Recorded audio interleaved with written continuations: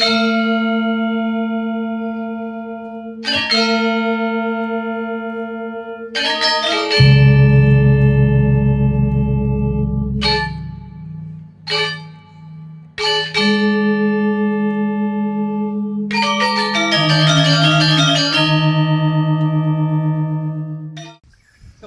my name is and I'm an adaptive phyconomist, a seaweed farmer. I started my phyconomy life in 1965 in Nova Scotia, Canada, in the frigid North Atlantic. But by 1974, I'd experienced the joys of working in the warm waters of the Coral Triangle, so I've been based here since 1977. It's been my privilege to participate in development of tropical seaweed farming from a time when it was non-existent through the years when it became one of the great successes in the field of mariculture. What follows is my personal perspective on why I believe that the Coral Triangle is the best place in the world to practice marine phyconomy, and why it offers the best opportunities in the world, in my opinion, for mariculture development in general. I focused on 10 success factors that I believe are driving the development of extensive seaweed farming in the Coral Triangle.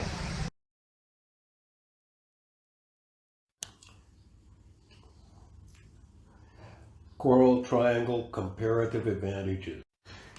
Here we see the Coral Triangle as defined by the Coral Triangle Initiative. The Coral Triangle has over 70% of seacoast within 10 degrees of the equator. Coral Triangle coastline is over 106,000 kilometers, distributed among 6 countries as shown here. Coral Triangle population, almost 360 million and rising. The Coral Triangle produces about 34% of global cultivated seaweed, and Indonesia produces about 85% of that. Coral Triangle ecoregions shown here are mostly probably suited to coral-friendly seaweed farming in integrated aquaculture systems.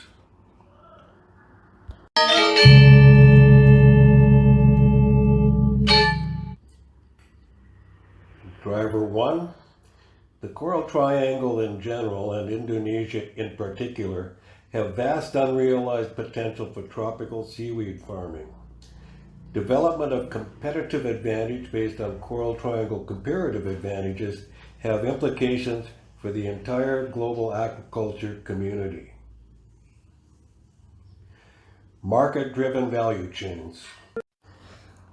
On this graph showing tons of carrageenan seaweed produced from 1961 to 2015, you can see that until 1974, the carrageenan industry was almost totally dependent on wild cold water seaweeds, mainly Irish moss from Atlantic Canada, and efforts to grow chondrus at an affordable cost have failed in Atlantic Canada and elsewhere until the present day. The carrageenan industry was headed for stagnation unless farm raw materials could be obtained, so major carrageenan processors commenced diligent farm development efforts starting in the mid-1960s. By the late 1970s, farmed eumatoid seaweeds became a significant raw material source for the carrageenan industry. Commercial farming of eumatoid seaweeds commenced in 1974 in Tawi-Tawi province of the Philippines, but Indonesia attained leadership in global tropical seaweed production by the mid-2000s.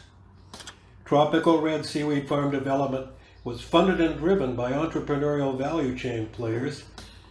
Market system providers and governance enforcers got active only after seaweed farming and value chains were well established. The driving development force was ORDA, with a small office in the Goodwood Park Hotel in Singapore. Through the 1970s, the 3 companies that comprised ORDA dominated the carrageenan business, with upwards of 90% of global markets.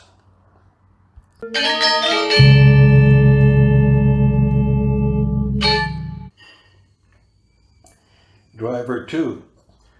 Commercial farming of tropical red seaweeds was stimulated by market pull from carrageenan and agar producers that were desperate for cultivated raw material sources. They developed a major industry that continues to grow through collaboration between value chain stakeholders and impoverished coastal people who are hungry for cash crops in areas with limited economic opportunities. The seaweed farmer constituency. Here you see global, basically seaweed production per FAO estimates. And you see that Indonesia and China loom large. Confirmed data are unavailable because no agencies are comprehensively quantifying seaweed production in Coral Triangle countries. Numbers such as the FAO 2020 figures are estimates from official government sources. So the numbers that follow are informal industry consensus figures from meetings and networking events. Industry estimates for annual production of raw-dried seaweeds during recent years from Indonesia and the Philippines, per industry estimates, amount to a total of about 370 to 480,000 dry tons per year, including Kappa-ficus, Gracilaria, and Eucuma.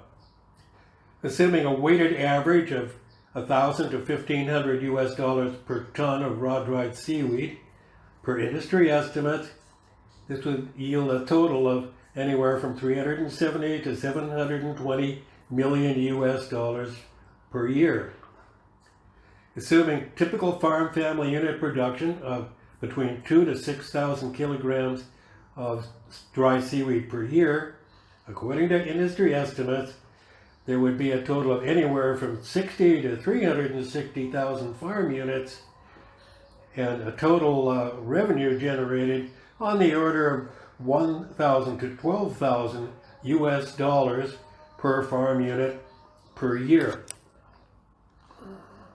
That's a big spread, but I reckon that the number of farm families falls more or less in the middle of this estimate, and the $1,000 a year is typical of what the less active farmers make, while the 12,000 represents what a lot of the more active farmers make.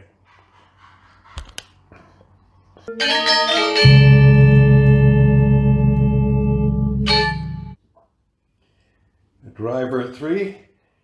Since beginnings in the 1970s, seaweed production has become a major feature of coastal socioeconomics in the Philippines and Indonesia. With seaweed products as a major marine export earner and seaweed farmers as a significant voting bloc, they are a constituency that has dedicated support from all levels of government. Adaptive phyconomy dominates. Valorized tropical seaweed farms are an outstanding example of large-scale crop production developed from simple methods of adaptive phyconomy refined by farmers in the sea. Phyconomy is the branch of applied phycology that comprises systems of art, science, and technology applied to production of systems that yield crops of algae. Adaptive phyconomy is overwhelmingly the approach to farming tropical red seaweeds. Adaptive phyconomy is a low-cost, low-control approach to seaweed farming that is practiced where biology of algal crops is poorly understood and or where confounding variables render precision technologies impractical. The adaptive phyconomist is both cultivator and innovator.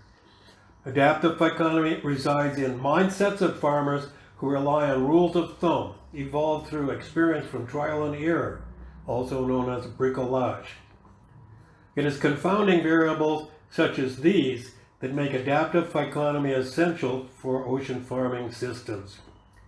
Most obvious example, constantly moving seawater is difficult to control, so phyconomists must adapt to it.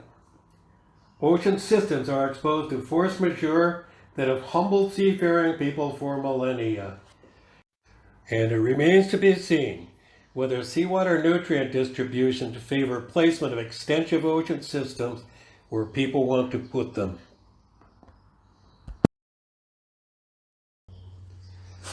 Precision phyconomy evolving. Precision phyconomy is a high-cost, high-control approach to crop production that is practiced where biology of algal crops is well understood and culture conditions can be comprehensively controlled. The essence of precision economy is results from rigorous scientific studies. Results are presented in peer-reviewed scientific literature or as information retained by scientific institutions. Phycotechnology based on such studies is implemented in commercial production systems. Precision phyconomy involves high levels of control that come at high cost, while adaptive phyconomy involves low levels of control that come at lower cost, but with higher risk. A 10-point matrix for scoring the relative degrees of adaptive versus precision phyconomy is shown here. For example, micropropagation in bioreactors is almost fully precision with a score of 9/9, but phyconomy of species new to farming is almost fully adaptive with a score of about 1/1. Marine phyconomy of eumetoids scores about 6/1 because crop biology is coming to be well known, but ocean farm environments are virtually uncontrollable. A global community of scientists and development professionals bridges the gap between adaptive and precision sectors of phyconomy. Precision phytotechnologies are steadily transitioning to adaptive phyconomy systems. Example 1, biomass for propagules originating from precision phyconomies with reliable identification from molecular taxonomy. Example 2, simple machinery is starting to be available to minimize drudge labor. Example 3, advanced operational vessels such as the Sea Combine 1. Example 4, drones for crop logging and product application. Example 5, global seaweed research results are increasingly available to farmers. For example, on the Jetsuda.net platform of farmer networking, which is on mobile networks 24 hours per day. And finally, example 6 is that global networking in support of tropical phyconomy coalition development is available through phyconomy.org.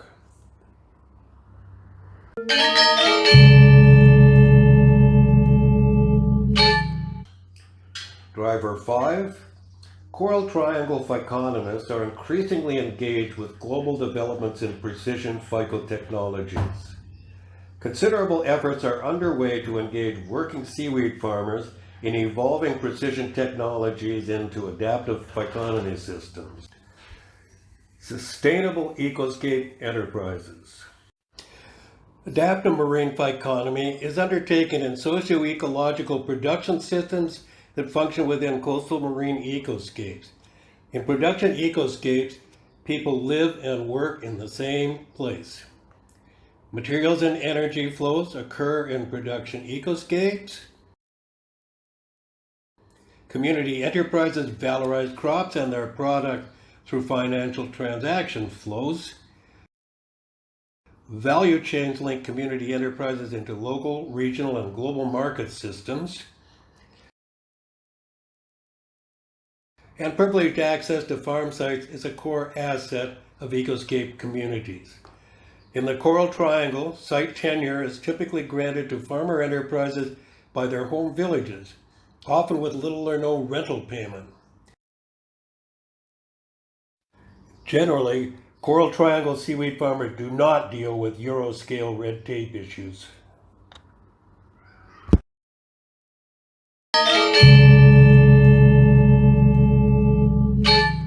Driver 6. Coral Triangle seaweed farming is integrated into the norms, folkways, and mores of village life and is not tied up in excessive top-down government red tape.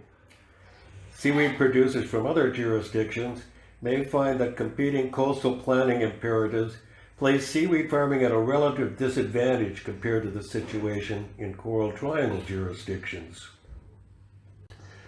Phyconomy integral to cultures. Even though commercial seaweed farming in the Coral Triangle commenced as recently as the mid-1960s, it rapidly attained status as a nominally traditional economic pursuit. It developed in a bottom-up, reflexive manner compatible with societal folkways, norms, and mores. It remains as a unique cash crop opportunity in coastal ecoscapes with limited economic opportunities.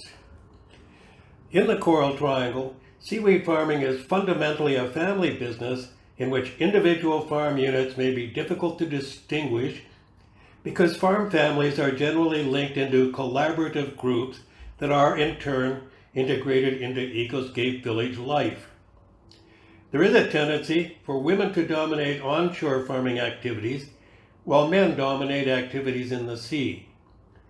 While some people work virtually full-time at farm tasks, seaweed farming is generally a part-time activity that injects cash into the blend of socio-economic activities. Many phyconomy practices are intentionally inefficient in a way that spreads revenues through the community. For example, excessively small cuttings may be planted as a way of enhancing income for planting groups who get paid piecework for attaching cuttings to lines.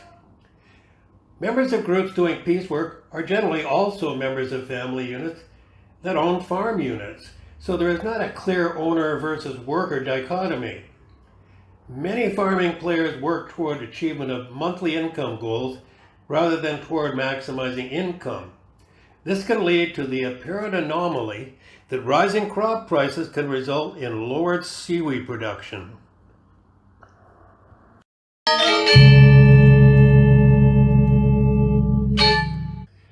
Driver 7. Southeast Asian coastal communities' socio-economic imperatives can result in value chain behavior that is socially ingrained, yet seems anomalous according to the norms of the West. This must be accounted for by global producers selling into markets where Eastern and Western sources compete. Alpha players, China and Indonesia. Alpha players, China and Indonesia, dominate eumethyoid and gracilaria value chains.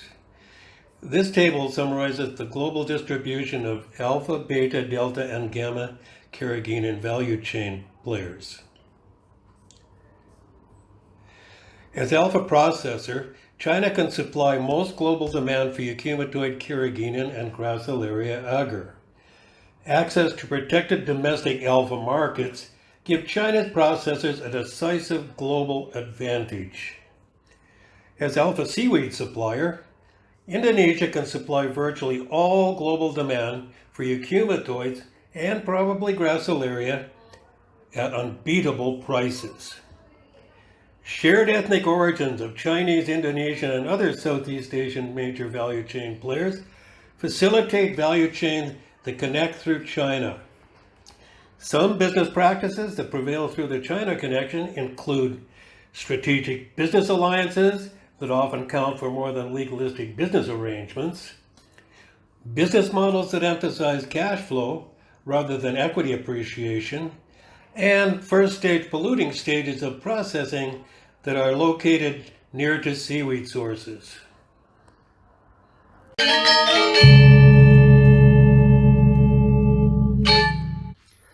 Driver 8.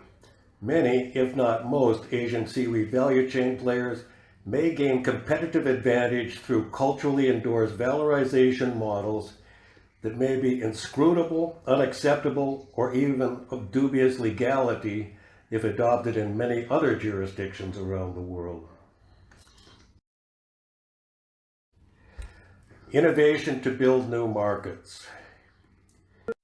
Availability of relatively unlimited supplies of eumethyoid seaweeds made semi-refined carrageenan, or SRC, commercially feasible. Starting from about 1980, disruptive SRC technology caused step changes in carrageenan value chains. Most established carrageenan producers hated SRC and tried to kill it. But customers loved that low-energy, low-cost carrageenan that has desirable flow characteristics. Kappa SRC from Kappa ficus opened huge markets such as pet food gels and brine pumping for meats. SRC factories were relatively cheap to build and technology was easily copied. SRC factories proliferated initially in the Philippines, then in Indonesia, before China strongly entered the market during the 2000s and became alpha kappa carrageenan processor. Today, there are upwards of 60 factories around Asia that produce carrageenan and/or agar. The original Orta companies have been assimilated into large multinational companies with minimal involvement in seaweed farm development. It seems that since the SRC-driven market surge, major new markets have not developed for tropical red seaweeds. Is global seaweed production stagnating? It seems that legacy markets such as hydrocolloids, sea veggies, and seed additives have not been growing much during recent years. There's been slow growth of hydrocolloid markets for some time. It seems that the carrageenan and agar markets, major markets for tropical red seaweeds, may be becoming zero-sum games. Alpha players' markets grew at the expense of other players. For example, Indonesia grew as the dominant seaweed source while the Philippines declined and no other major sources have developed. Innovative breakthroughs in MUZE biorefinery technology will probably drive the next rise in seaweed production. We need new innovative markets that are positive-sum games. For example, eukylatoid seaweeds are starting to be used for an expanding array of products beyond carrageenan. Innovative process technology emphasizes a multi-stream zero effluent or MUZE bioreactor approach. MUZE process systems for optimal valorization of biomass can produce a wide variety of products such as those shown in this slide. For example, here is the C6 Energy Factory in northern Bali, Indonesia. Our plant biostimulants are applied to a wide variety of agricultural crops around the world. Technologies such as drone applications are used not only to grow seaweeds, but also to apply seaweed products to crops.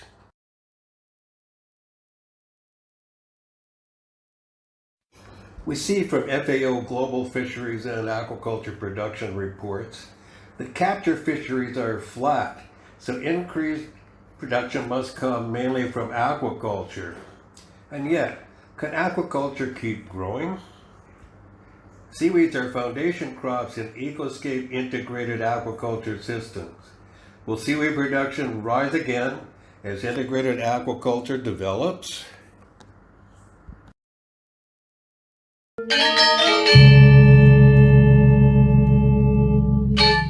Driver 9. Tropical red seaweed markets balloon because of innovative new products and markets not anticipated during early farm development, then flattened as innovation bogged down. Future seaweed industry development depends on innovation at all value chain levels, especially by development of cost-effective integrated aquaculture seaweed sources for innovative new products and markets. Balancing strategic options. So what balance will we strike as we march into the future? Between the extremes of adaptive people in the water and perhaps robo-farmers controlled via satellites. Can seaweed biomass be produced cheaply enough to swing the balance toward cheaper commodity products? Can precision phyconomy outweigh adaptive phyconomy? Should there be a seaweed industrial revolution?